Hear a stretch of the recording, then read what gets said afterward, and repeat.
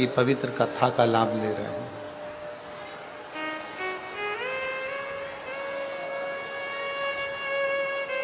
कथा जब आप और हम श्रवण करने के लिए बैठे, भगवान शंकर की अविरल भक्ति को प्राप्त करने के लिए बैठे,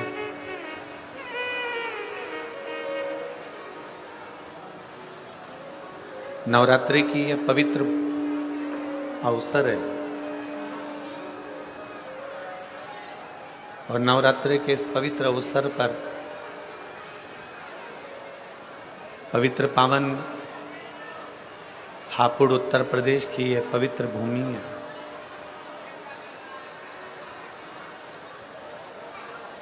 शिव और शक्ति,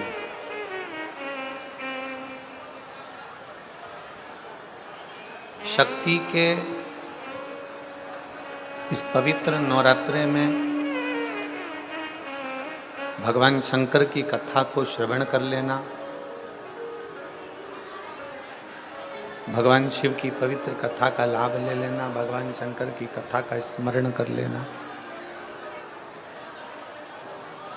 और उस पवित्र कथा को अपने भीतर उतार लेना,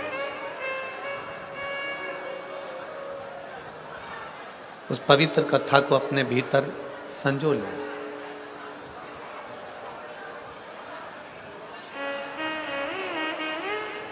अभी तक आपने जो शिव महापुराण की कथा को श्रवण किया, जो भगवान शंकर की पवित्र कथा को सुना, वो कथा शिव, भगवान ओगड़दानी, भगवान शंकर, भगवान त्रिकालदर्शी, भगवान कैलाशी, भगवान अविनाशी की है। पर अब जो कथा आप और हम श्रवण कर रहे हैं नवरात्रि के पावन अवसर पर, नवरात्रि के समय पर, नवरात्रि के इस पवित्र अवसर पर, वो शक्ति के समय पर शिव की कथा है।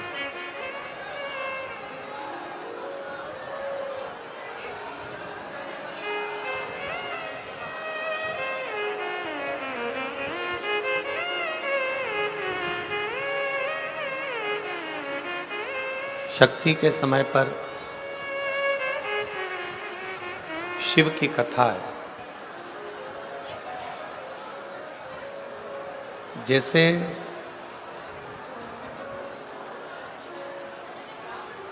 गंगा सागर में जाकर मिल जाती है, जैसे गंगा कल कल कर कर बहती है और बहते बहते बहते बहते एक दिन सागर में जाकर समाहित हो जाती है, सागर में जाकर मिल जाती है। उसी तरह शिव महापुराण की कथा कहती है कि जैसे गंगा कल कल कर कर बहती बहती बहती बहती सागर की ओर जाती है और सागर में समाहित हो जाती है, उसी तरह आत्मा भी दिन रात भगवान शिव का भजन करते करते, भगवान शंकर की भक्ति करते करते, भगवान शंकर का स्मरण करते करते, भगवान शंकर की अविरल भक्ति को धारण करते करते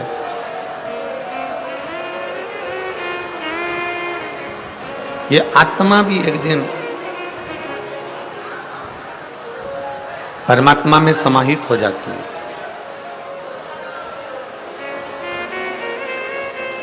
गंगा जी का कलकल कर कर बहना, बहते हुए जाना और आखिरी में सागर में समाहित हो जाना, सागर में जाकर मिल जाना। गंगा जी का कलकल कर कर बहते बहते बहते बहते जाना और सागर में समाहित हो जाना। उसी तरह आत्मा का भगवान शिव की ओर बढ़ना, भगवान शंकर की अविरल भक्ति को धारण करना, शिव भक्ति की ओर बढ़ते चले जाना, शंकर जी की अविरल भक्ति को धारण करते चले जाना और शिव भक्ति को धारण करते करते करते करते आखिरी में परमात्मा में लीन हो जाना।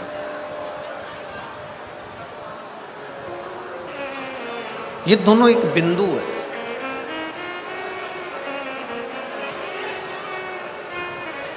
आत्मा से परमात्मा का मिलना, सागर में जाकर गंगा का मिलना।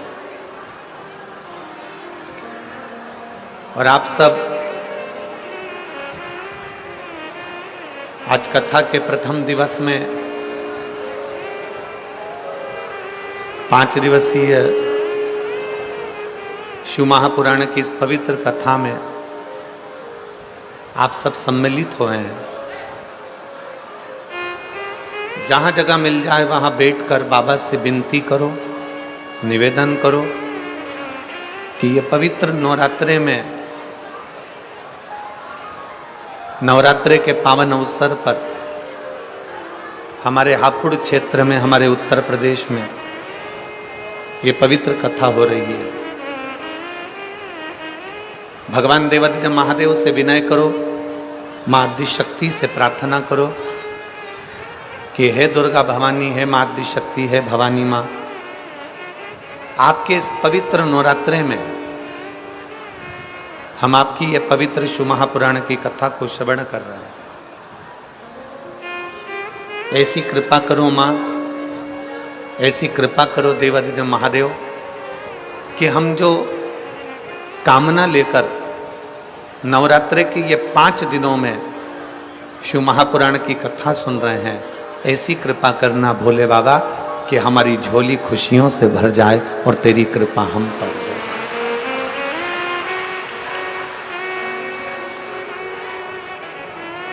और तेरी कृपा बिना ना हिले एक भी अणु, लेते हैं श्वास तेरी कृपा से। ये उसकी उदारता है, ये उसकी कृपा है, ये उसकी करुणा है, ये उसकी दया है। इन 5 दिनों में नवरात्रि के ये 9 दिन में से अगर 5 दिन आपको और हमको भगवान शंकर की अविरल कथा को श्रवण करने के मिले, 9 दिन में से अगर ये 5 दिन हमें भगवान देवादिदेव महादेव की पवित्र कथा श्रवण करने को मिले हैं, तो बाबा देवादिदेव महादेव को धन्यवाद देना कि हे भोले, हे शंकर, हे त्रिकालदर्शी, हे कैलाशी अविनाशी, ये तेरी कृपा है जो 9 दिन में से कम ये 5 दिन आपने हमको दिए और हमारे उत्तर प्रदेश में ये पवित्र शिव महापुराण की कथा हो। उसको धन्यवाद दो, उसको साधुवाद दो, उससे विनय करो, उससे निवेदन करो कि ये तेरी कृपा से मिले, ये तेरी करुणा से मिले। श्री हनुमान शिव महापुराण की कथा हापुड़ की इस पवित्र धरा पर मिली है।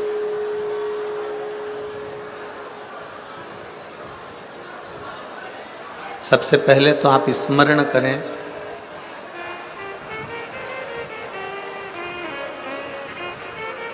कि भारत की भूमि पर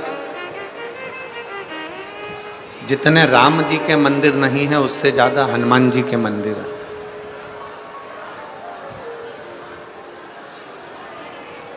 आप छोटे छोटे गलियों में जाएंगे, छोटी छोटी जगहों में जाएंगे, छोटे छोटे खेड़े में जाएंगे, छोटे छोटे गांवों में जाएंगे, छोटे छोटी कॉलोनियों में, सोसाइटियों में, नगर में, मोहल्ले में जाएंगे तो आप पाएंगे कि भले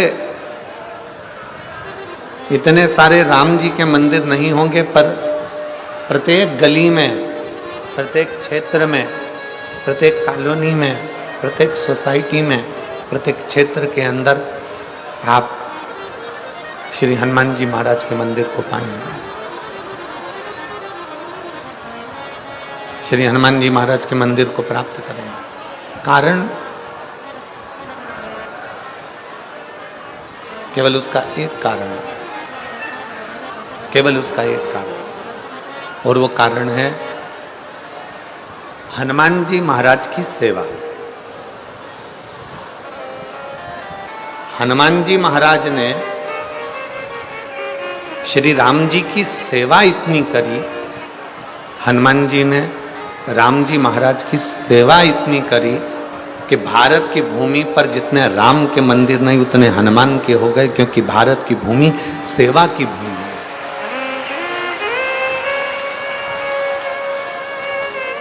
भारत की भूमि सेवा की भूमि।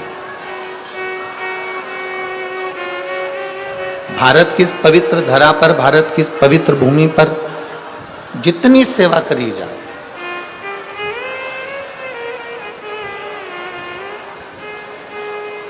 आप जितनी सेवा में तल्लीन रहेंगे, आप जितनी सेवा में प्रबल रहेंगे, संसार में हनुमान जी की तरह आप भी पूछे जाएंगे। संसार में हनुमान जी की तरह आप भी पूजे जाएंगे। बस एक विश्वास, एक भरोसा, एक दृढ़ता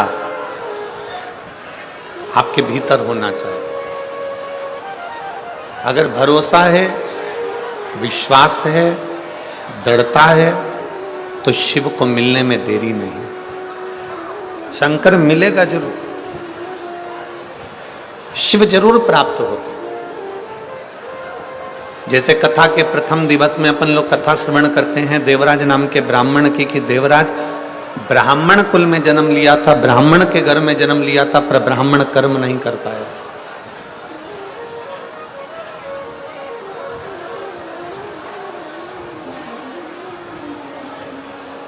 अच्छे कुल में जन्म ले लेना, अच्छे कुल में जन्म लेना, और अच्छे कुल में जन्म लेने के बाद भी अगर हम भगवान की भक्ति ना कर पाए, पूरा शरीर प्राप्त कर लिया हमने, हमारे 2 पांव भी हैं, हाथ भी हैं, जिह्वा भी है, नासिका के 2 छिद्र भी हैं, श्रवण शक्ति भी है, नेत्र भी है, सब कुछ है।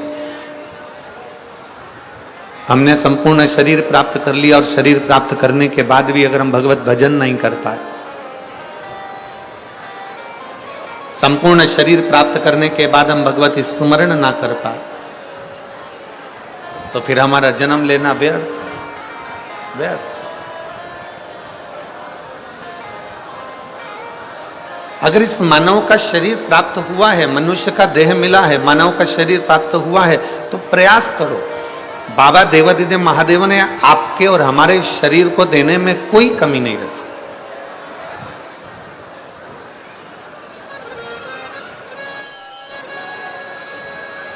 भगवान शिव ने आपके और हमारे शरीर को देने में कोई कमी ना रखी। चरण भी दिए, हाथ भी दिए, नेत्र भी दिए, जिह्वा भी दी, श्रवण शक्ति भी दी, सब कुछ मेरे बाबा ने दिया, सब कुछ। और तेरा ही दिया मैंने खाया पिया है, तेरा शुक्रिया है, तेरा शुक्रिया है। मुझे भोले बाबा ने बहुत दे दिया है, तेरा शुक्रिया है, तेरा शुक्रिया। ये जायदाद दी है, औलाद दी है, ये जायदाद दी है, औलाद दी है, मुसीबत में हर इमदाद दी है, मुसीबत में हर इमदाद दी है, तेरा ही दिया मैंने खाया पिया है, तेरा शुक्रिया है, तेरा शुक्रिया। मुझे भोले बाबा ने बहुत दे दिया, तेरा शुक्रिया, तेरा शुक्रिया। ये शिव की कृपा से, भगवान शंकर की करुणा से, उनकी उदारता से जो मानव का शरीर मिला, उनकी उदारता से ये शरीर हमें प्राप्त हुआ, उनकी उदारता से ये पूरा इंद्रियां, संपूर्ण शरीर हमें प्राप्त हुआ है। अब ये हमारे ऊपर निर्भर करता है कि हम भगवान का कैसे भजन करें, ये हमारे ऊपर निर्भर करता है कि हम शिव की भक्ति कैसे करें, ये हमारे ऊपर निर्भर करता है कि हम भगवान का स्मरण कैसे करें।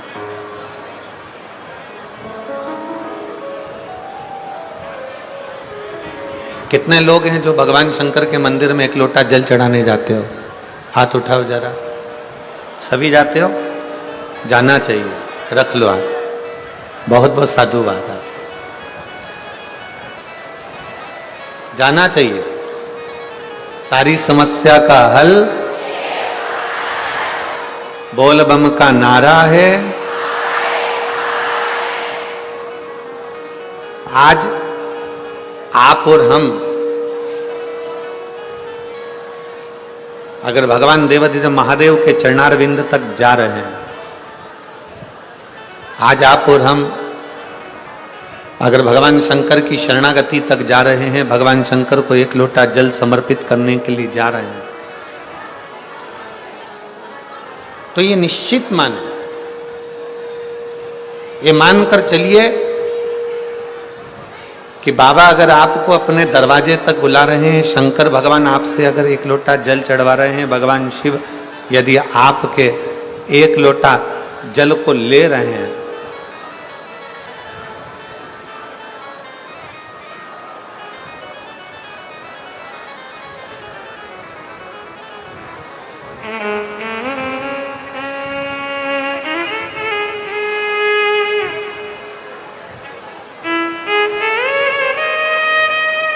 अगर हम भगवान शिव के चौखट तक जा रहे हैं तो शिव हमें अवश्य प्राप्त हो।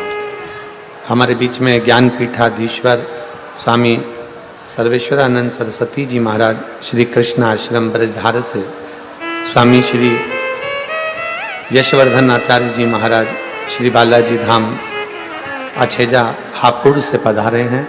एक बार उनके लिए जोरदार ताली बजाकर स्वागत, वंदन, अभिनंदन।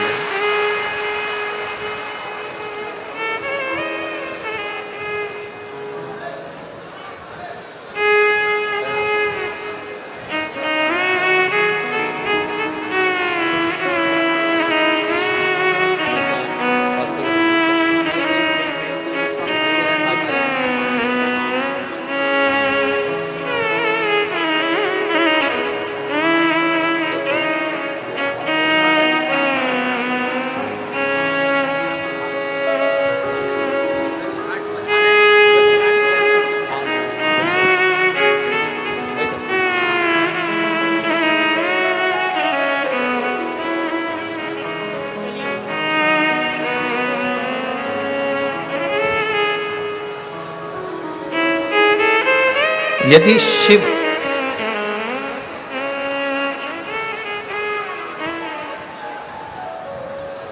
शंकर करते क्या?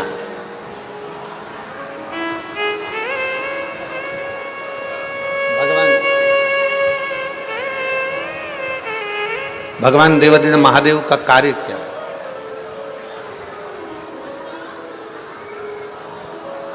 राम जी का कार्य क्या है? भगवान कृष्ण का कार्य क्या है? भगवान शिव का कार्य क्या है? शिव महापुराण की कथा कहती है मेरे राम जी का कार्य है जो राम नाम जपता रहे, राम राम का स्मरण करता रहे, उसको शिव तक पहुंचाना। मेरे भगवान कृष्ण का कार्य है जो कृष्ण कृष्ण भजता रहे, भगवान कृष्ण की भक्ति में रमा रहे, उसको शिव तक पहुंचाना। थोड़ा प्रेशर खुलवा लो साउंड का। शिव भक्ति तक पहुंचाना। राम जी का कार्य है भगवान शंकर तक अपने भक्त को भेजना। ये स्पीकर चल रहा है? भगवान कृष्ण का कार्य है अपने भक्त को शिव तक भेजना। और भगवान देवादिदेव महादेव का कार्य है अपने भक्त को राम और कृष्ण तक भेजना। भगवान राम और कृष्ण की शरणागति तक भेजना।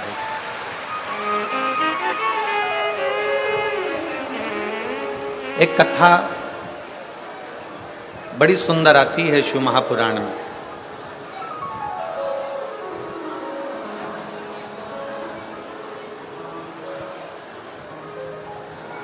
श्री हनुमान शिव महापुराण की कथा को आप और हम श्रवण कर रहे हैं।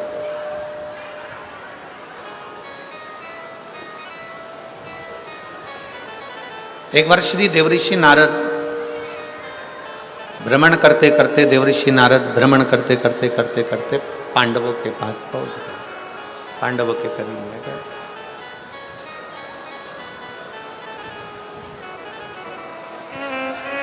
और देवऋषि नारद जब पांडवों के करीब में गए, पांडवों के नजदीक में जब पहुंचे, पांडवों के करीब में जब पहुंचे, युधिष्ठिर सिंहासन पर बैठे हुए थे।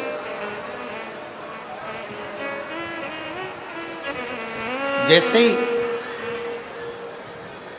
युधिष्ठिर ने देवऋषि नारद जी को देखा, जैसे युधिष्ठिर ने देवऋषि नारद को देखा, युधिष्ठिर अपने सिंहासन से खड़े हो गए।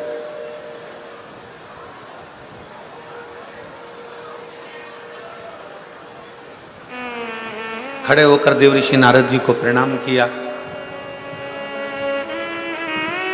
देवऋषि नारद जी से कहा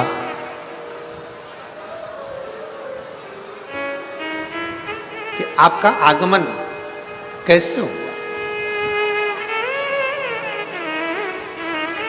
आप किस लिए आए? आपके आने का कारण क्या है?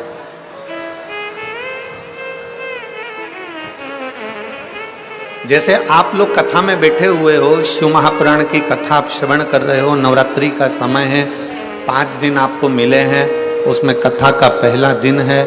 आपसे अगर आप यहाँ बैठे हो और कोई आपसे पूछे कि आपका क्यों आना हुआ, किस लिए आया, कैसे आगमन हुआ, कैसे आना हुआ, क्यों आए हो, तो आप बड़े प्रसन्न होकर भगवान देवादिदेव महादेव का नाम लेकर कहोगे कि भाई हमारे हापुड़ क्षेत्र में, हमारे नजदीक में शिव महापुराण की कथा हो रही है और हमने सुना है कि जो शंकर की शरण जाता है, जो शिव की शरण जाता है, जो भगवान शंकर की कथा का रसतत्व ग्रहण करता है, जो भगवान शिव की अविरल भक्ति को प्राप्त करता है, तो मेरा देवादिदेव महादेव उसकी झोली खुशियों से भरता जाए।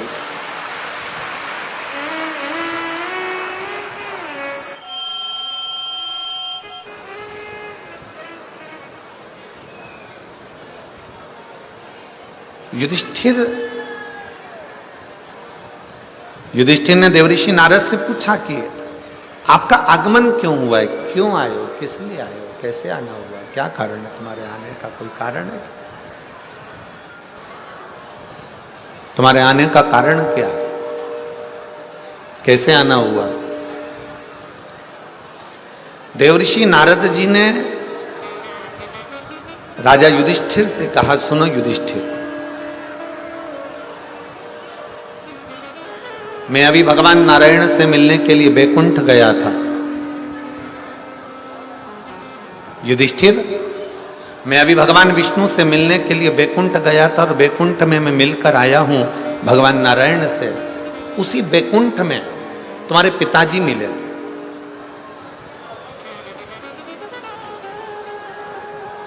उसी बैकुंठ में तुम्हारे पिताजी का मिलना हुआ। और युधिष्ठिर, तुम्हारे पिताजी से जब मिलना हुआ तो तुम्हारे पिताजी से जब बात मैंने करी तो आपके पिता बड़े दुखी थे।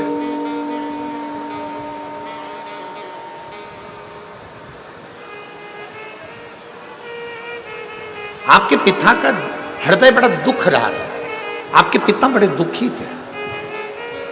बड़े सावधानी से कथा सुनना। जितने भी शिव भक्त यहां बैठे हुए हैं, भगवान शंकर की कथा सुन रहे हो, बहुत सावधानी से सुनो। आसपास वाले कितना भी बोलते रहें, कोई कुछ कहता रहे, अपनी शांति से 5 दिन मिले हैं। हापुड़ को पूरे 7 दिन भी नहीं मिले और 5 दिन में गागर में सागर भरना है। आप लोगों को इतना बटोर कर ले जाना है कि शिव आप पर कृपा बनाकर। बहुत सावधानी से कथा सुना। देवऋषि नारद ने कहा, हस्तिनापुर नरेश, युधिष्ठिर, आपके पिताजी बड़े दुखी हैं। आपके पिता को सुख नहीं है, बड़े दुखी हैं, बड़ा कष्ट है, बड़ा कष्ट।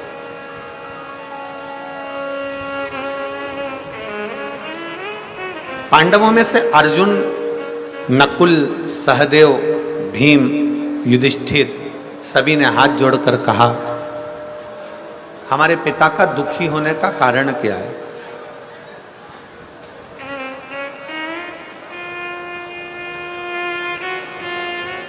हमारे पिता का दुखी होने का कारण क्या है? क्यों दुखी है? किस लिए दुखी है? इनके दुखी होने का कारण क्या है? कहा, हमने आपके पिता युधिष्ठिर, आपके पिताजी से पूछा कि आपके दुख होने का कारण क्या है?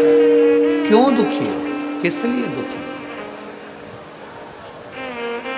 आपके दुखी होने का कारण क्या है? तो आपके पिताजी ने कहा कि मेरा दुखी होने का केवल एक कारण है कि जब मेरे प्राण थे, मैं पृथ्वी पर जब जीवित था, जब मेरा मनुष्य का देह था, जब मैं मृत्यु लोक में रह रहा था, जब मैं मानव की देह में रह रहा था, तब मैंने एक संकल्प लिया था कि मैं पृथ्वी पर राजसु यज्ञ करूंगा।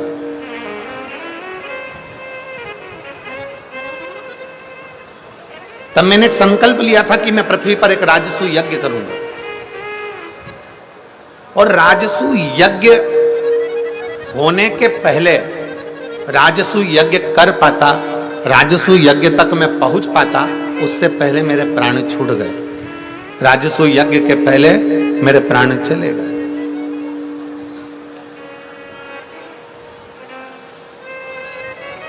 राजसु यज्ञ के पहले मेरे प्राण चले गए, मेरे प्राण समाप्त हो गए। अब मुझे उसी चीज का दुख है कि मेरे राजसु यज्ञ के पहले मेरे प्राण चले गए, तो मैं चाहता हूं कि मैं जो नहीं कर पाया, मेरी औलाद, मेरे बच्चे, मेरे पुत्र उस राजसु यज्ञ को करें। शंभु शंभु शंभु। उस यज्ञ को मेरे बच्चे उस राजसु यज्ञ को करें। ये मेरा एक मन में भाव उत्पन्न हुआ।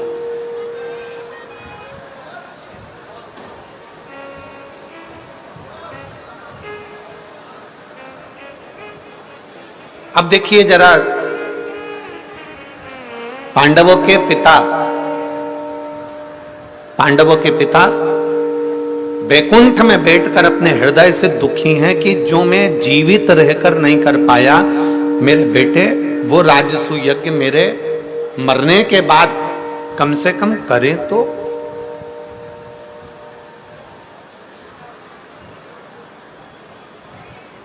जिस राजसु यज्ञ को मैं नहीं कर पाया हूं, जिस राजसु यज्ञ को मैं कर नहीं पाया, जिस राजसु यज्ञ को मैं ना कर पाया और मेरे प्राण छूट गए, जिस राजसु यज्ञ को मैं करने वाला था और मेरे मन में आशा थी और मैं उसको कर नहीं पाया और मेरे प्राण चले गए, जिस राजसु यज्ञ को करने पहले मेरे प्राण चले गए, मेरे प्राण चले गए।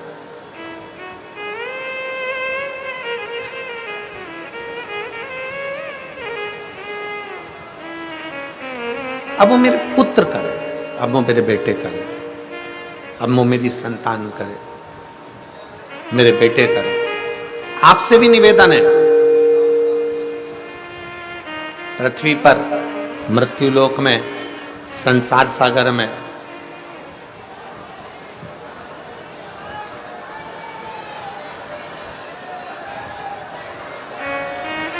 अगर आवाज नहीं जा रही है भाई, क्या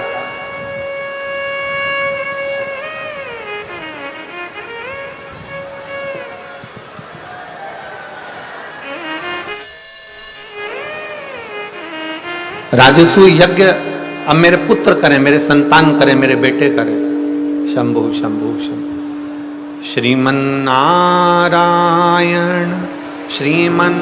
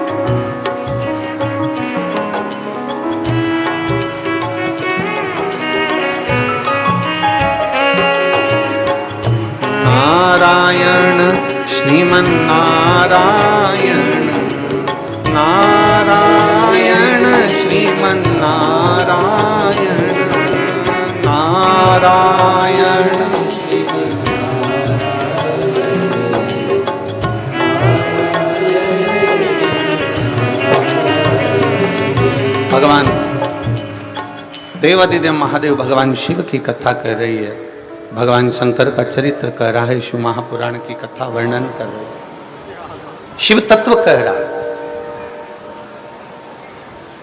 जिंदा हो, जीवित हो, प्राण चल रहे हैं, जब तक शरीर के अंदर प्राण है, जब तक शरीर के अंदर प्राण चल रहे हैं, तब तक भगवान कि अविरल भक्ति को प्राप्त करना। जब तक शरीर में प्राण चल रहे हैं, जब तक भगवान इस शरीर के अंदर प्राणों को चला रहा है, जब तक भगवान शंकर इस शरीर में प्राणों को दे रखा है, तब तक भगवान की अविरल भक्ति को प्राप्त करना। जब तक शरीर चले तब तक भगवान शिव की भक्ति करो। जब तक शरीर चले तब तक भगवान शंकर की अविरल भक्ति को प्राप्त।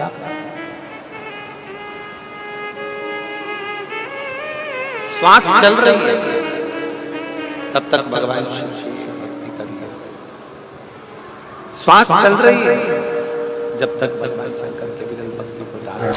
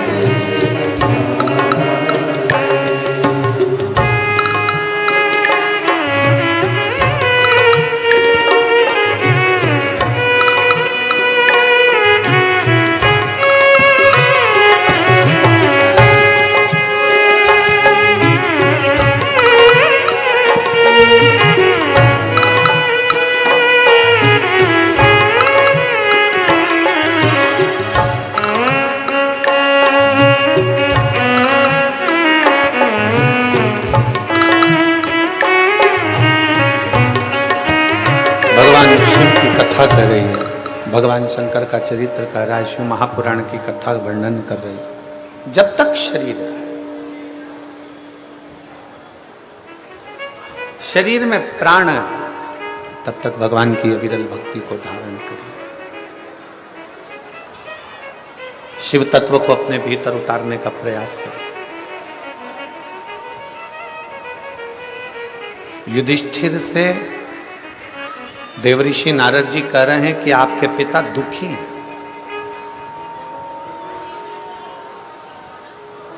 युधिष्ठिर से देवऋषि नारद कह रहे हैं कि आपके पिताजी को बैकुंठ में भी सुख का अनुभव नहीं है। क्यों? क्योंकि उसका एक कारण है कि उन्होंने संकल्प लिया था कि राजसु यज्ञ करूंगा और राजसु यज्ञ करने से पहले ही उनके प्राण चले।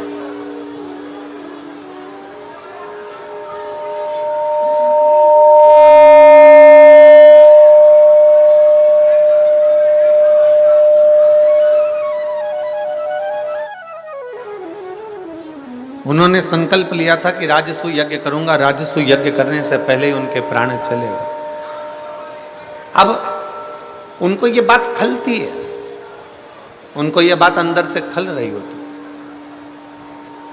इसलिए आप लोगों को कथा में हम बार बार कहते हैं, कथा के माध्यम से आप लोगों को बार बार वर्णन करते हैं कि शरीर है, प्राण है, और शरीर है, प्राण है, तब तक जितना बन सके अपने हाथों से सत्कर्म कर चलो, जितना बन सके अपनी जिह्वा से भगवान का नाम ले चलो, और जितना बन सके इन हाथों से मेरे देवाधिदेव महादेव की सेवा करते चलो, तो जीवन की सार्थकता सिद्ध हो जाए। बोल बम का नारा है, जितना बने आपसे जितना, जरूरी नहीं। अभी हमने महाराष्ट्र की कथा में वर्णन किया था, नांदगांव की कथा में वर्णन किया था कि ये जरूरी नहीं है कि आप 24 घंटा भगवान के मंदिर में बैठे रहो। नांदगांव महाराष्ट्र की कथा में कहा था, ये जरूरी नहीं है कि आप 24 घंटा तीर्थ में जाकर बैठे रहो। नांदगांव महाराष्ट्र की कथा में कहा था, ये जरूरी नहीं कि आप 24 घंटा किसी तीर्थ में जाकर बैठ जाओ, किसी देवालय में जाकर बैठ जाओ, किसी शिवालय में जाकर बैठ जाओ, किसी मंदिर में जाकर बैठ जाओ। शिव महापुराण की कथा कहती है, सबसे बड़ा आश्रम है गृहस्थाश्रम। संत 1000 माला जपेगा, उसको जो पुण्य मिलेगा, घर में रहने वाला व्यक्ति एक बार मुख से राम और कृष्ण कह लेगा, उतना पुण्य उसको एक बार में मिल जाए।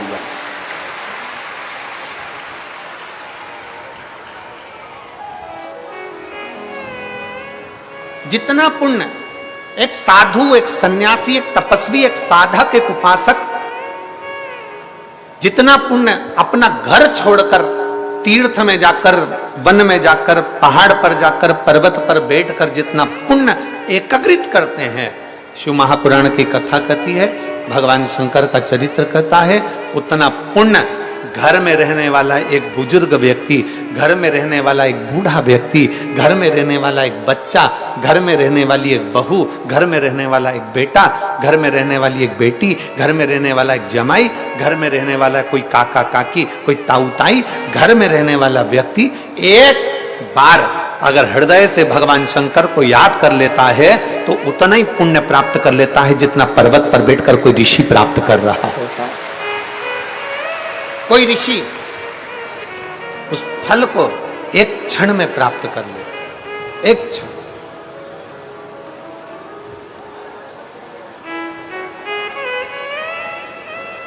शिव कथा कह रही है, राजा युधिष्ठिर से कहा तुम्हारे पिता ऊपर दुखी हैं, बैकुंठ में दुखी हैं, तुम्हारे पिता से मैं मिलकर आया हूं, उनके आंखों में जल था, दुखी हैं।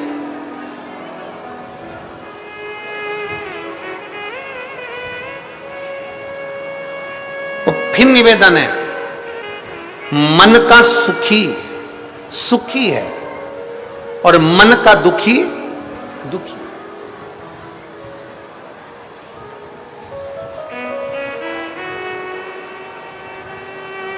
एक पति ने पत्नी को नोएडा घुमाने के लिए लेकर गया, पति पत्नी को। अब वो नोएडा घुमाने के लिए लेकर गया तो पत्नी नोएडा पहुंची, तो नोएडा में जाकर पत्नी ने देखा कि कितनी सुंदर सराफे की दुकान है, सोने चांदी की दुकान है, इतनी सुंदर दुकान है। तो पति ने कहा क्या चाहती है? पत्नी कहती है मुझे एक सोने का हार दिला दीजिए, एक सोने का हार। ठीक है चल, सुनार की दुकान पर ले गए। सुनार की दुकान पर ले जाकर पति ने पत्नी को एक सोने का हार दिला दिया और पति ने पत्नी से कहा सुन ये हार बड़ा सुंदर है, तू अभी की अभी पहन ले। पत्नी बोली नहीं नहीं नहीं अभी नहीं पहनूंगी, अभी मैं जरा करवा चौथ का व्रत आ रहा है ना, उस दिन पहनूंगी। अब पति ने कहा करवा चौथ तो दूर की बात है, तू तो अभी पहन ले। पत्नी बोली नहीं नहीं नहीं, करवा चौथ का व्रत आ गया। पत्नी ने पति का चलनी में मुंह देखा, पति का मुंह देखा तो पति ने इसके गले में हार देखा, पर गले के अंदर हार नहीं था। पति ने फिर पत्नी से कहा आज करवा चतुर्थी है, करवा चौथ है और तूने वह हार नहीं पहना।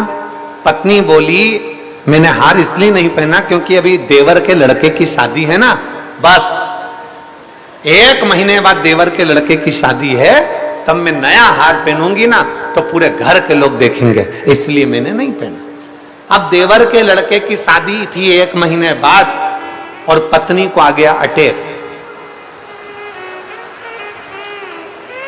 निपट गए। प्राण तो चले गए, शव पड़ा था, अर्थी पर उसको बांध रहे थे। पति रोते रोते अंदर गया, सोने का हार लेकर आया, पत्नी के गले में पहनाने लगा। दोस्त ने कहा तू अपनी पत्नी को इतना महंगा हार क्यों पहना रहा है? ये तो शमशान लेकर जा रहे हैं, वहां तो इसमें आग लगेगी, तू इतना महंगा हार इसको क्यों पहना रहा है? इतने में पति बोला मैं अपनी पत्नी से कह रहा था चतुर्थी पे पहन ले, मैं अपनी पत्नी से कह रहा था, मैंने दिलाया है आज ही पहन ले। पत्नी ने कहा आज नहीं पहनूंगी, चतुर्थी पर पहनूंगी, चतुर्थी पर नहीं पहना, शादी में पहनूंगी। शादी के इंतजार में बैठी रही और उसके पहले उसके प्राण चले गए। इसलिए शास्त्र कहता है जो तुम्हें कल करना है वो तुम आज करो, अभी कर लो, फिर मौका मिले ना मिले। अब आप में से कई लोग ऐसे भी होंगे जो आ तो गए पहले दिन की कथा में, पर उनका मन था कि मैं तो कल रविवार है तो जाऊंगी, परसों सोमवार है तो जाऊंगी, मंगलवार है तो जाऊंगी, बुधवार है तो जाऊंगी, और उसके पहले निपट गई तो कौन देखा? अरे जाना किसने? कौन कौन जानेगा। शिव महापुराण की कथा में भगवान शंकर की कथा कहती है, भगवान शंकर का संवाद कहता है कि मेरे देवाधिदेव महादेव को महाकाल कहा गया है। भगवान शंकर का चरित्र कहता है कि शंकर को काल अधिपति देवाधिदेव महादेव कहा गया है। भगवान शंकर को त्रिकालदर्शी कैलाशी अविनाशी कहा गया है। भगवान शंकर को काल अधिपति कहा गया है। शिव तत्व कहता है भगवान शंकर ने काल की रचना करी, भगवान शंकर ने समय की रचना करी, भगवान शंकर ने घड़ी पल की रचना करी, भगवान शंकर ने तिथि महीने की रचना करी। भगवान शंकर ने जब काल चक्र बनाया तो शंकर भगवान ने कहा इस काल चक्र को समझना जरूरी है। जो समय आज तुम्हारा चल रहा है, जो समय अभी तुम्हारा चल रहा है, शिव महापुराण की कथा कहती है उसी समय पर अच्छा कर्म करते चलो। बात की कोई किसने देखा?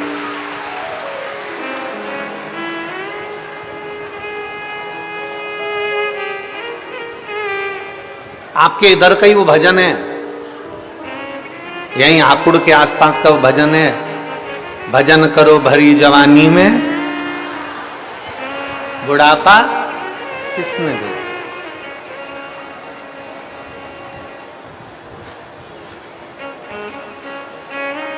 अभी हमने महाराष्ट्र की कथा में कहा था, हंस लो खिलखिलाकर, हंस लो खिलखिलाकर, नहीं तो दांत निकलेंगे हिल हिलाकर। ये सब निकल जाएंगे। अभी तो मौका है, अभी कुछ घटा बटा नहीं है। शरीर चले, हाथ पैर चले, तब तक मेरे शंकर के मंदिर जाते रहो। शरीर चले, हाथ पैर चले, तब तक तीर्थ जाते रहो। शरीर चले, हाथ पैर चले, तब तक शंकर की कथा में जाते रहो। शरीर चले, हाथ पैर चले, तब तक शिवालय में जाकर एक लोटा जल चढ़ाते रहो। जिस दिन शरीर नहीं चलेगा उस दिन मेरा शंकर तुम्हारे दरवाजे पर गंगा का जल लेकर खड़ा मिलेगा।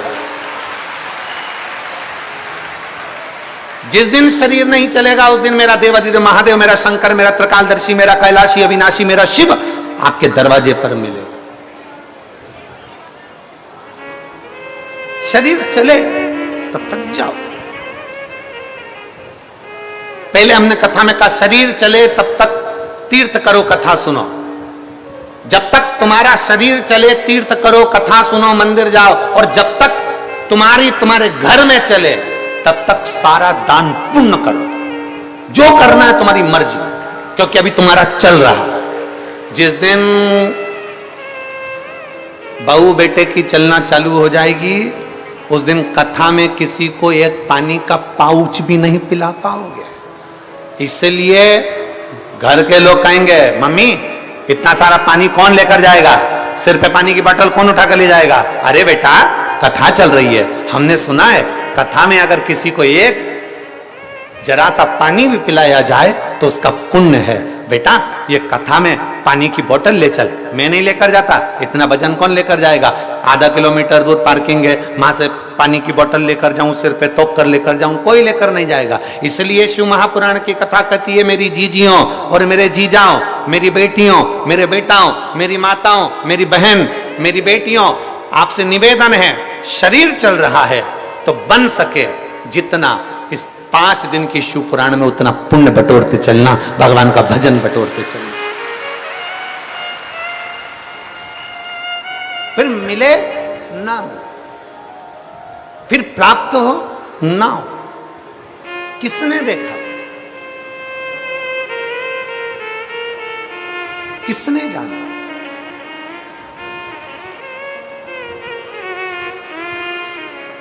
और धीमा बजाओ भोलानाथ डमरू, धीमा बजाओ, धीमा बजाओ भोलानाथ डमरू, धीमा बजाओ भोलानाथ डमरू, धीमा बजाओ, धीमा बजाओ।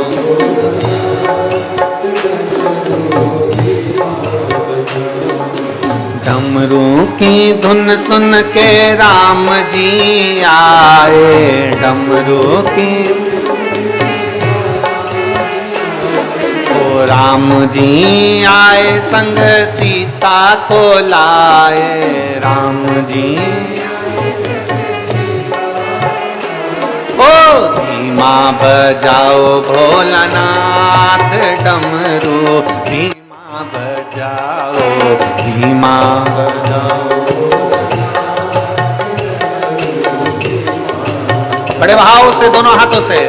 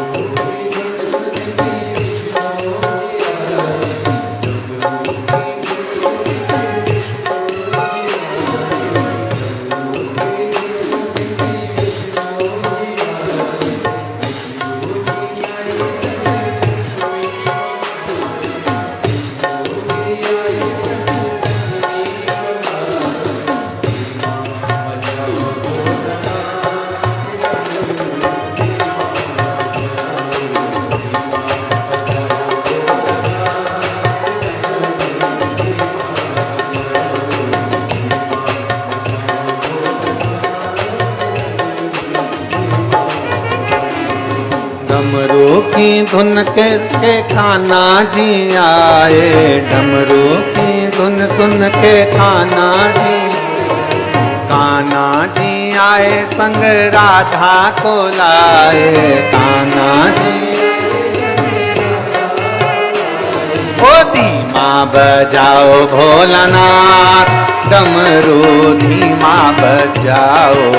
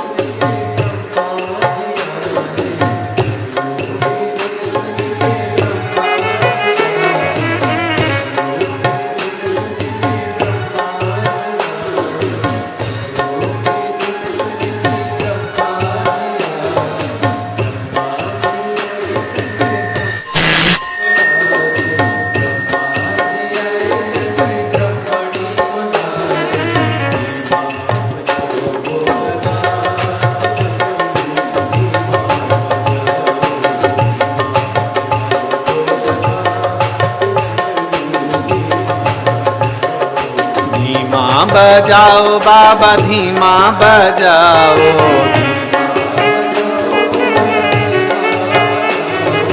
धीमा बजाओ बाबा धीमा बजाओ, धीमा,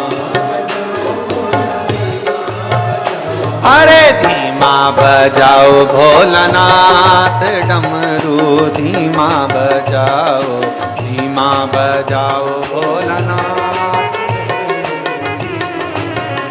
ओ धीमा बजाओ भोलानाथ डमरू, धीमा बजाओ, धीमा बजाओ। हार हार अपने स्थान पर बैठकर भगवान शिव जी से इस पवित्र नवरात्रि के अवसर पर बाबा देवाधिदेव महादेव से अपने मन की बात बड़े भाव के साथ, बड़ी दूर दूर से आप लोग आए हैं, बाबा से प्रार्थना करो जिससे बाबा आपके मन के मनोरथ पूर्ण करे। जहाँ जगह मिले वहाँ बैठो और भगवान शिव जी से अपने मन की बात बड़े भाव के साथ करें। साथ में बोलेंगे, आपकी आवाज़ हम तक पहुँचे, इस व्यासपीठ तक पहुँचे और आपकी और हमारी आवाज़ बाबा देवाधिदेव महादेव तक पहुँचे। जहाँ जगह मिले वहाँ बैठकर भगवान शिव से अपने मन की बात बड़े भाव के साथ करें।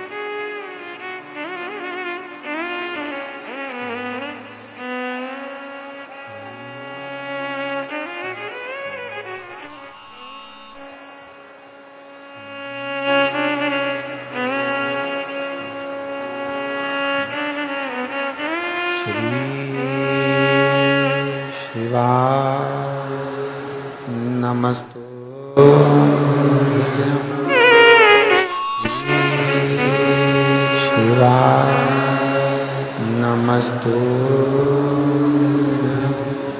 श्री शिवाय नमस्तु श्री शिवाय नमस्तु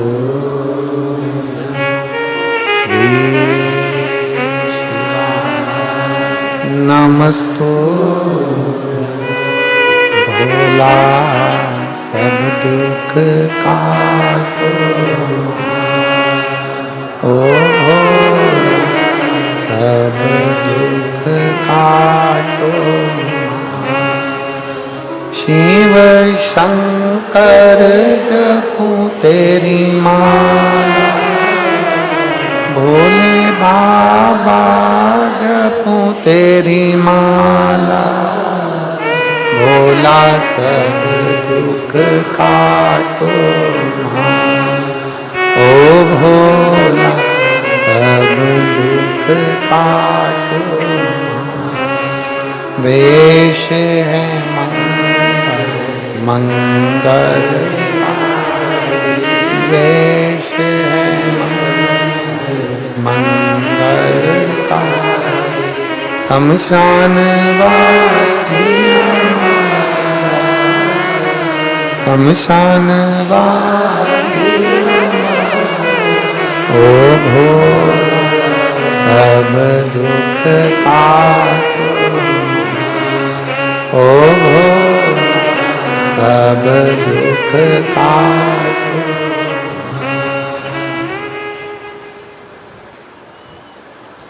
भगवान देवाधिदेव महादेव शिव की कथा कर रहे। युधिष्ठिर, तुम्हारे पिता को बैकुंठ में सुख नहीं है, तुम्हारे पिता बैकुंठ में ठीक नहीं, उनकी आंखों में अश्रु है, वो रो रहे हैं,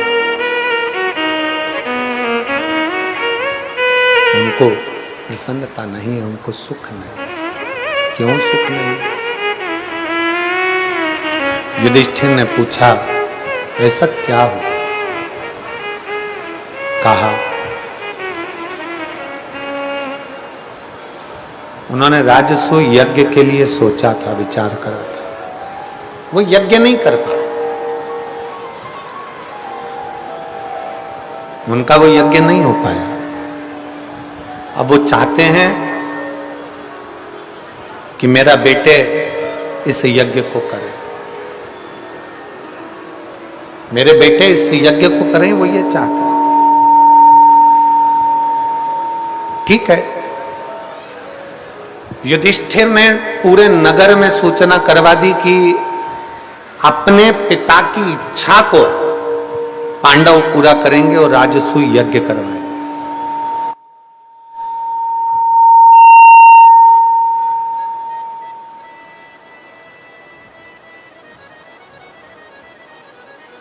राजसूय यज्ञ करवाएंगे पांडव। तैयारी चालू करी जाए, पूरे हस्तिनापुर में यज्ञ की तैयारी प्रारंभ हो गई।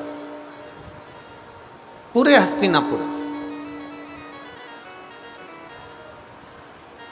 शिव महापुराण की कथा कहती है यज्ञ की तो तैयारी हो गई, पर यज्ञ कराएगा कौन? राजसू।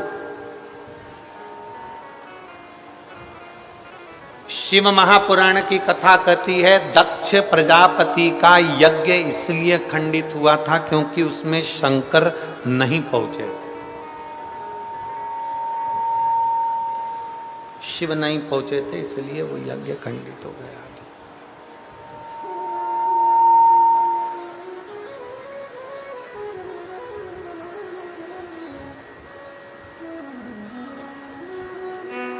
हमारे बीच में पंडित सुनील जी बराला जी, आयुष सराफा, अध्यक्ष राज्य मंत्री श्रम कल्याण परिषद, श्रम मंत्रालय उत्तर प्रदेश सदस्य के मंत्रिमंडल से पहुंचे हैं। एक बार जोरदार ताली बजाकर उनके लिए साधुवाद।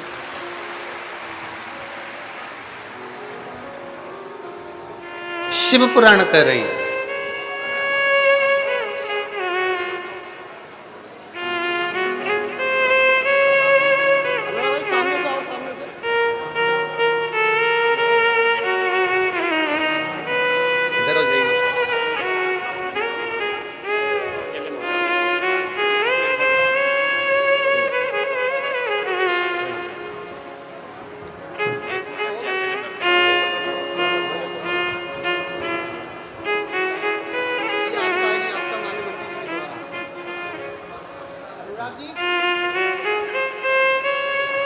शिव तत्व कह रहा है, भगवान शंकर की कथा कह रहा है, शिव महापुराण की कथा वर्णन कर रहा है।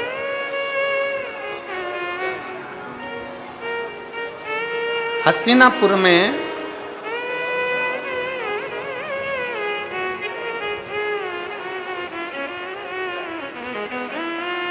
हस्तिनापुर के अंतर्गत यज्ञ की तैयारी हुई।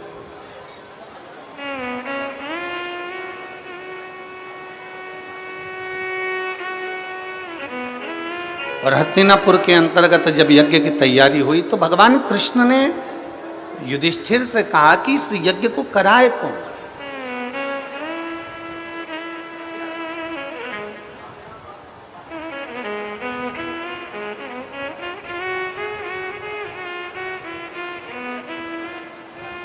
इस यज्ञ को कौन कराएगा? दक्ष प्रजापति के यज्ञ में शिव नहीं पहुंचे तो दक्ष प्रजापति का शिव यज्ञ, दक्ष प्रजापति का यज्ञ खंडित हो गया, पूर्ण खंडित। शिव महापुराण की कथा कहती है आप अगर शंकर के मंदिर में एक लोटा जल चढ़ाने नहीं जा रहे हैं तो शिव महापुराण की कथा कहती है कि आपके घर के सामने से अगर कोई मंदिर एक लोटा जल चढ़ाने जा रहा है या जल चढ़ाकर आ रहा है, उसके मात्र मुख का भी दर्शन हो जाता है तो अश्वमेध यज्ञ और राजसूय यज्ञ का फल प्राप्त हो जाता है।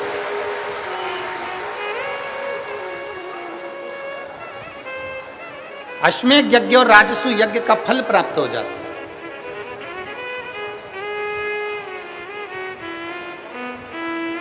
अब जरा विचार करिए, भगवान कृष्ण पूछ रहे हैं इस यज्ञ को पूर्ण कौन कराएगा? बिना शंकर का अगर कोई भक्त नहीं मिला, शिव का कोई भक्त, कोई ऋषिवर, कोई गुरुवर, शिव भक्त मिल जाए तो वो यज्ञ पूर्ण कराए। इस यज्ञ को पूर्ण कोई शंकर का भक्त ही करा सकता। शिव भक्त। एक पत्र है, देखिए,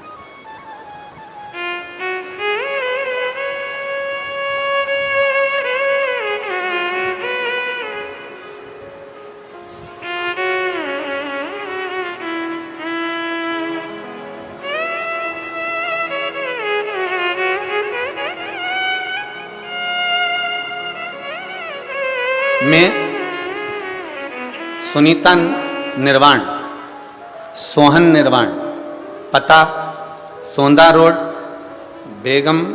बेगमाबाद, मोदी नगर, जिला गाजियाबाद से आई हूँ। कहीं बैठी हो तो हाथ हिला सकती हैं। आप ही हैं? श्री शिवाय नमस्तुभ्यम। एक बार वापिस हाथ हिला दो। श्री शिवाय नमस्तुभ्यम। आ जाइए, बेलपत्र ले जाइए, आ जाइए। मेरा बेटा 5 साल से सरकारी नौकरी की तैयारी कर रहा था। एलईडी पर पत्र आप लोग पढ़ सकते हैं, एलईडी के माध्यम से, और आस्था चैनल के माध्यम से आप लोग पत्र पढ़ सकते हैं। अनीता निर्वाण, सोहन निर्वाण, पता सोंदा रोड, बेगमाबाद, मोदी नगर, जिला गाजियाबाद। मेरा मोबाइल नंबर ये है। मेरा बेटा 5 साल से सरकारी नौकरी की तैयारी कर रहा था, लेकिन पेपर देने के बाद भी उसका कोई रिजल्ट नहीं आ रहा था। उसने प्राइवेट नौकरी करने के लिए मन बना लिया और सबके बहुत ताने सुनने पर उसने प्राइवेट नौकरी करने का दिल बनाया। तभी मुझसे पूछते, मेरे बेटे से पूछते, इतनी तैयारी कर रहा था, कोई रिजल्ट नहीं आया इसका, इसकी सरकारी नौकरी नहीं लगी। हम सब उदास हो जाते, मन दुखी हो जाता। मेरी बहन ने मुझसे कहा कि सावन के महीने में सीहोर वाला महाराज पार्थिव शिवलिंग का पूजन कराता है, तू अपने बेटे से बोल कि घर में बैठकर ऑनलाइन शिव महापुराण के अंतर्गत पार्थिव शिवलिंग का पूजन करे। हमने गुरुजी 2023 में बेटे से पार्थिव शिवलिंग का पूजन कराया। बेटे ने उसी दिन से शंकर के मंदिर जाना प्रारंभ करा और बाबा देवादिदेव महादेव की मैं कृपा का क्या वर्णन करूं गुरुदेव। 5 साल से नौकरी की तैयारी कर रहा था। उसी बीच में नवंबर के महीने में 2023 में कोसी कला मथुरा में आपकी कथा हुई। मैं मेरे बेटे को लेकर कथा में पहुंच गई। आप कहते हो कि कथा के पंडाल में अगर एक दिन की भी कथा सुनी जाए और बाबा से दिल से विनती करी जाए, जब श्री शिवाय नमस्तुभ्यम बोला जाता है, उसके पीछे नेत्र बंद कर बाबा से प्रार्थना करी जाती है, वो प्रार्थना बाबा स्वीकार करता है। मैंने भी कोसी कला में पहुंचकर अपने बेटे से कहा कि जैसे ही श्री शिवाय नमस्तुभ्यम गुरुजी बोले, उसके बाद में आप नेत्र बंद कर बाबा से प्रार्थना करना, बाबा सुनेगा जरूर। मेरे बेटे और मैंने कोसी कला की कथा में बाबा से विनती करी और बाबा ने 3 महीने तो जाने दो गुरुदेव, 3 दिन भी पूरे हुए और बाबा ने मेरे बेटे की कॉटन कारपोरेशन ऑफ इंडिया में मेरे बेटे का सिलेक्शन करवा दिया। आज मैं बाबा को धन्यवाद देने के लिए आई हूं कि मेरे बेटे का ज्वाइनिंग हो गया। मैं बाबा को साधुवाद देने के लिए आई हूं। ये शिव तत्व। एक पत्र और है।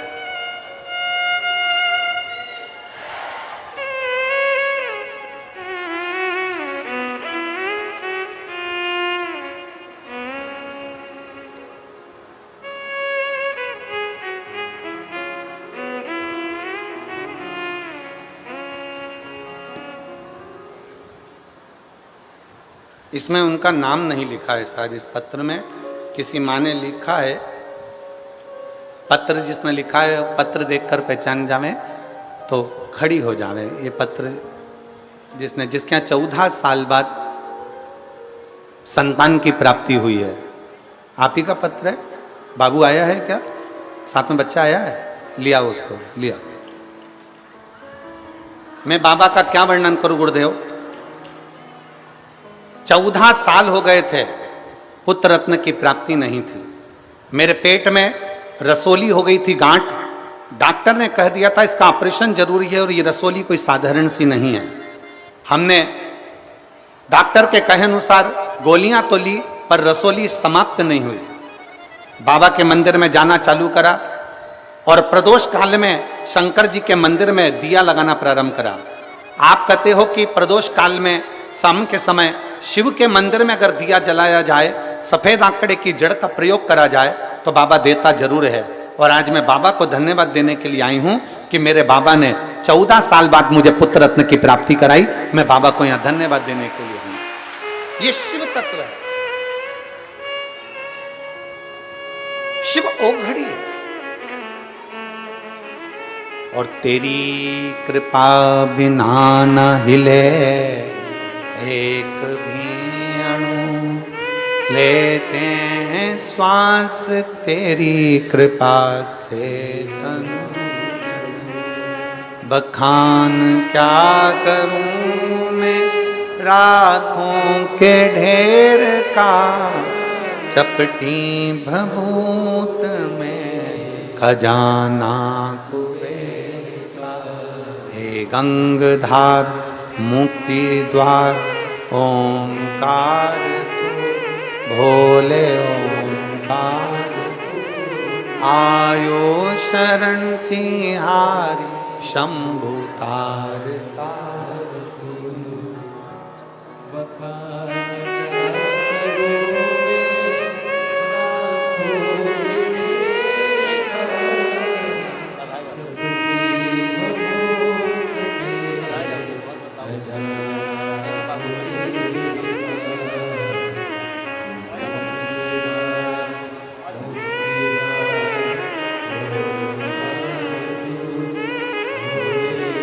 शिव तत्व की प्राप्ति, एक विश्वास।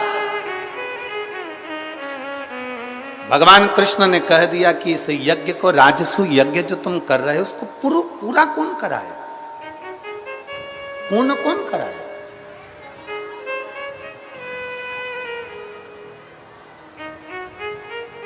इसको पूर्ण कराएगा तो कराए कौन? युधिष्ठिर ने हाथ जोड़कर भगवान द्वारकानाथ से पूछा कि आप बताइए कि इस राजसु यज्ञ को पूर्ण कौन करे? राजसु। भगवान द्वारकानाथ ने कहा कि शंकर भगवान के एक बड़े अविरल भक्त हैं, बहुत शिव के एक भक्त हैं जिनका नाम पुरुष मृगा है।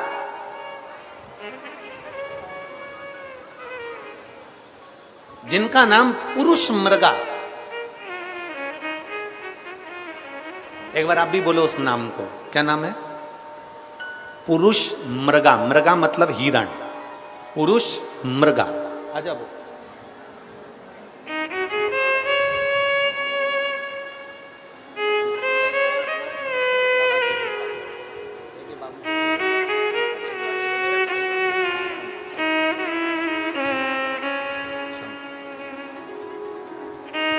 उसका नाम पुरुष मृगा, पुरुष मृगा।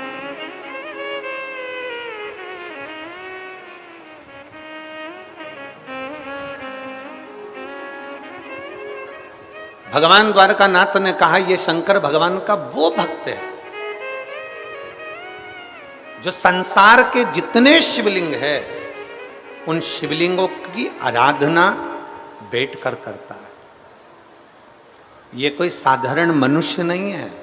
इनका नाम ऋषि पुरुष मृगा, ऋषि पुरुष मृगा। ये ऋषि हैं।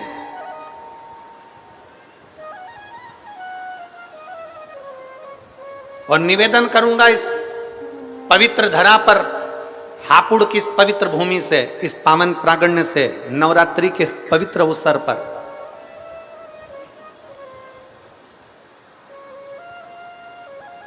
जितने बेटे बेटियां कंपटीशन एग्जाम में बैठ रहे हैं, जितने बच्चे कंपटीशन एग्जाम की तैयारी कर रहे हैं, हमने पहले भी कथा में कहा उन बच्चों के लिए कि भरपूर मेहनत करो। जितनी मेहनत तुमने आज करी है इससे 4 गुनी ज्यादा मेहनत तुम करो।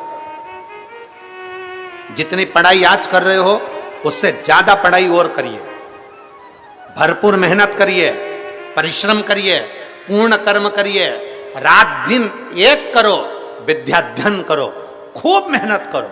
और कंपटीशन एग्जाम की तैयारी करने के बाद आप किसी एग्जाम में बैठने के लिए जा रहे हो तो 1 लोटा जल, उसमें थोड़ा सा लाल चंदन, उस जल के पात्र के मुख पर, कलश जो होता है ना, जल का पात्र जो होता है, उसका जो मुख होता है ऊपर, उसके मुख पर लाल चंदन लगा लीजिए और पुरुष मृगा ऋषि का नाम लेकर,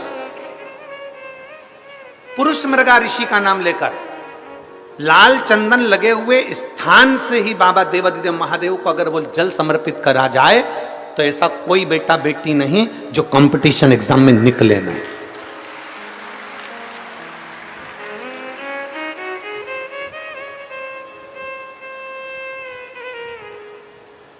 महाभारत की कथा कहती है, शिव महापुराण की कथा कहती है, भगवान द्वारकानाथ ने युधिष्ठिर से कह दिया कि इस राजसु यज्ञ को करने के लिए ऋषि पुरुष मृगा का होना जरूरी है। तो कहिए ऋषि पुरुष मृगा मिलेंगे कहां?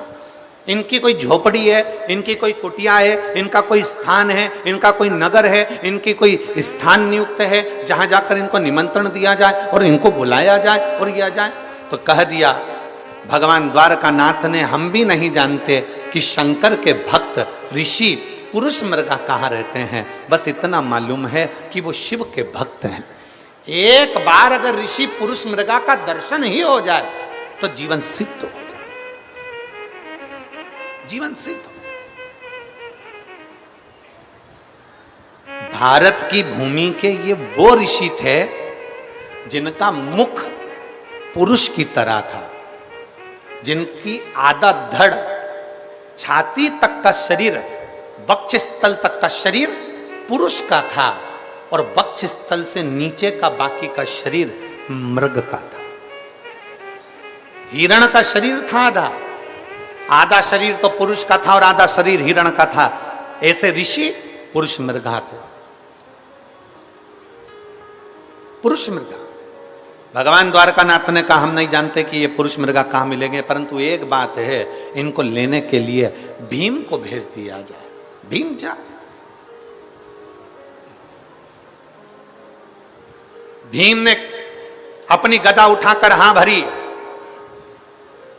मैं ऋषि पुरुष मृगा को लेने के लिए जाऊंगा, मैं ऋषि पुरुष मृगा को लेने के लिए जाऊंगा। और आतुरता में भीम आगे बढ़ने लगे। इतने में द्वारकाधीश ने कहा रुक जा, ए भीम रुक जरा, जिस पुरुष मृगा को तू लेने के लिए जा रहा है ये पुरुष मृगा कोई साधारण ऋषि नहीं है।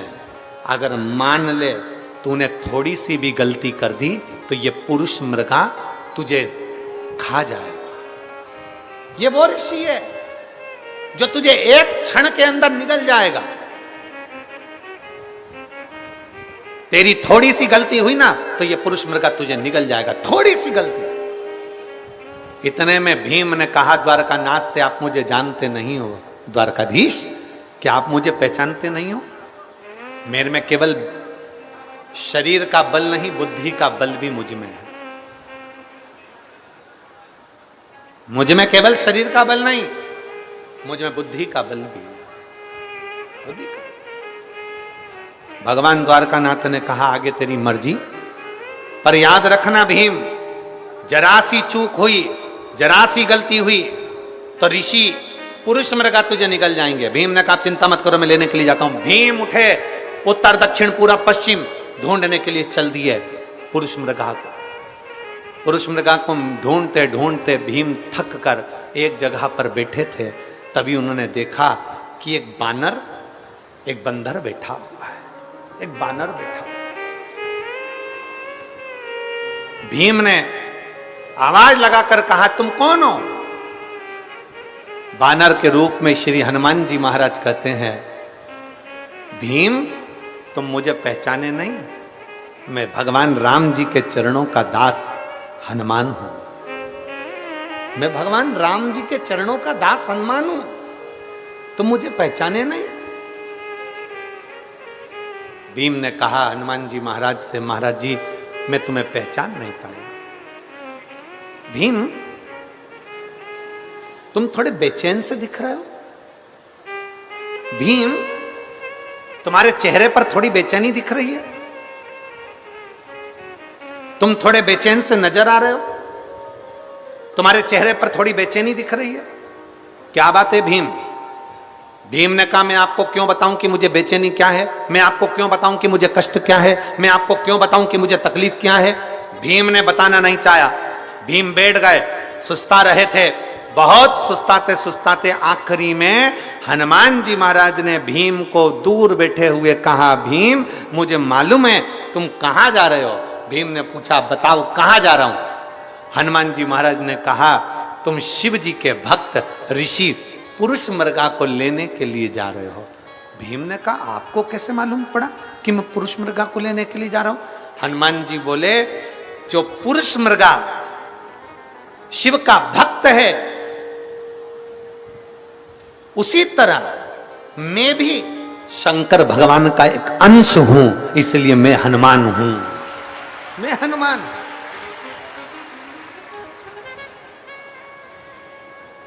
मैं शिव जी का एक अंश हूं, इसलिए मैं हनुमान हूं। भीम ने हाथ जोड़कर कहा आप जानते हो मैं क्यों जा रहा हूं? मैं सब जानता हूं, मैं सब जानता हूं। क्यों जा रहे हो, किस लिए जा रहे हो? तब भीम ने कहा कि तो ये बताओ कि ऋषि पुरुष मृगा कहां मिलेंगे? भगवान श्री हनुमान जी महाराज ने कहा तुम ढूंढते रहो, ढूंढते रहो, एक न एक दिन तुम्हें पुरुष मृगा मिल जरूर जाएंगे। पर एक बात सुन ले भीम, तुझे पुरुष मृगा मिल जाएंगे ना तो वो तुझ में आपस में बात कर कर जब तूने ले जाना चाहेगा तो कोई ना कोई शर्त ऋषि पुरुष मृगा तेरे सामने रख देंगे। जब वो शर्त रखेंगे ना भीम, तब सुन तुझे मेरी याद आएगी। इसलिए मैं तुझे आज अपने शरीर के 3 रोम 3 बाल शरीर के तोड़ कर दे रहा हूं। हनुमान जी महाराज बोले मैं अपने शरीर के 3 बाल तुझे दे रहा हूं, इन 3 बालों को 3 रोमों को तू अपने पास रखना। इतने में भीम ने कहा मैं तुम्हारे 3 बाल क्यों लेकर जाऊं, तुम्हारे शरीर के 3 रोम क्यों लेकर जाऊं, इन केश को क्यों लेकर जाऊं?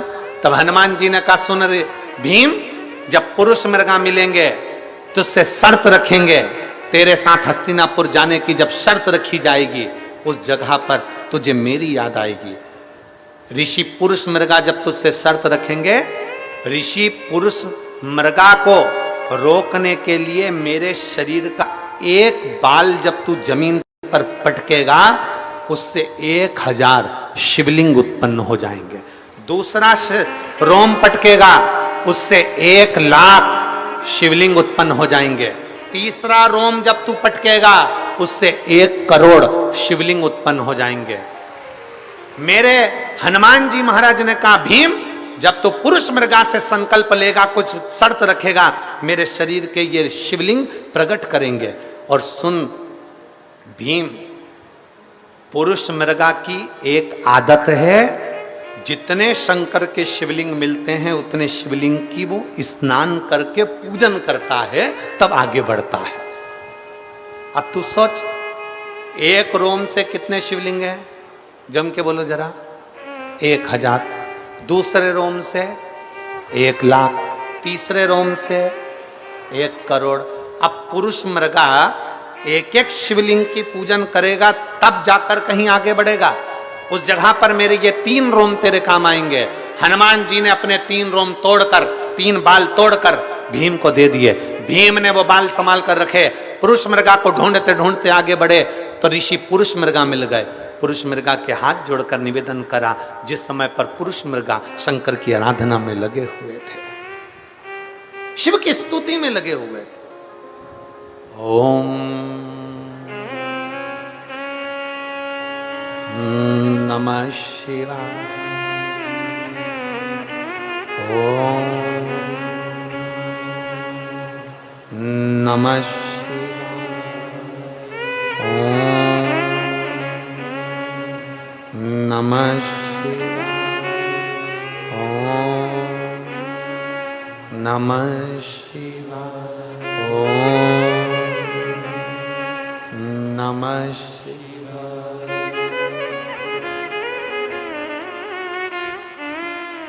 पुरुष मृगा लगे शंकर की आराधना में। भीम ने देख लिया यही पुरुष मृगा है, बैठ गया सामने।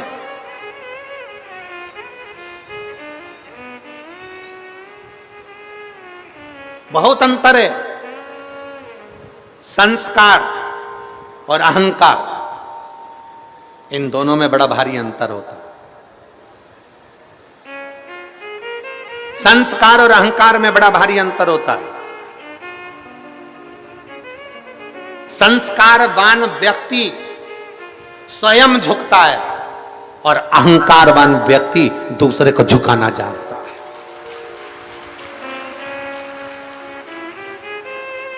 संस्कारवान व्यक्ति खुद झुकता है, अहंकारवान व्यक्ति दूसरे को झुकाना जानता है। अहंकारवान व्यक्ति बार बार अपनी अहमता अहंकार को प्रदर्शित करता है। तुम मुझे जानते नहीं हो, तुम मुझे पहचानते नहीं हो, तुम मुझे जानते नहीं हो, तुम मुझे पहचानते नहीं हो। और होता है, होता है। जिसको बहुत अहंकार होता है ना, और चिल्ला चिल्ला कर जो कहता है ना, तुम मुझे जानते नहीं हो, मेरा समय आन दे, मैं तुझे बताऊंगा कि मैं क्या हूं। तुम मुझे जानते नहीं हो, मेरा समय आन दे, मैं बताऊंगा मैं क्या हूं। और जो ज्यादा अहंकार में फूला रहता है, एक दिन उसके शरीर में कोई रोग लग जाता है, अटैक आ गया, दिल्ली ले गए, डॉक्टरों ने कह दिया इसका समय आ गया। डॉक्टरों ने कह दिया समय आ गया। जो कह रहा था मेरा समय आन दे, मैं बताऊंगा मैं क्या हूं, मेरा समय आन दे, मैं बताऊंगा मैं क्या हूं, एक दिन छाती में दर्द हुआ, दिल्ली ले गए, डॉक्टर ने कह दिया समय आ गया। अब बता क्या बताएगा, अब बता। समय तेरा था। शिव महापुराण की कथा कहती है, 5 दिन की शिव महापुराण की कथा आपके हापुड़ क्षेत्र में हो रही है। 5 दिन की शिव महापुराण की कथा ये उत्तर प्रदेश की पवित्र भूमि पर हो रही है। अपने मुख से कोई ऐसा शब्द मत कह जाना 5 दिन में कि बाद में पछताना पड़े। इसलिए प्रयास करना प्रेम से, दिल से, आनंद से शिव महापुराण की कथा हो जाए। कोई ऐसे शब्द का संबोधन न करिएगा। शिव तत्व है क्या, शंकर की कथा है क्या। एक पत्र है,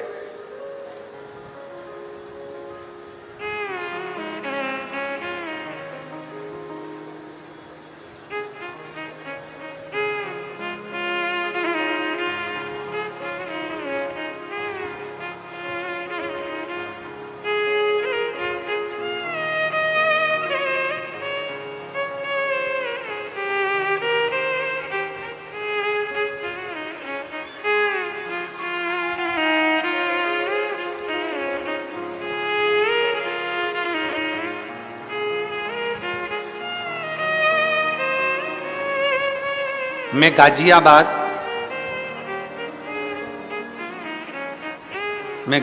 गाजियाबाद चिप्पायाना, कोई गांव का नाम लिखा है चिप्पायाना, तुम समझ गए ना, जाने दो। उसके आगे लिखा है लाल कुआं।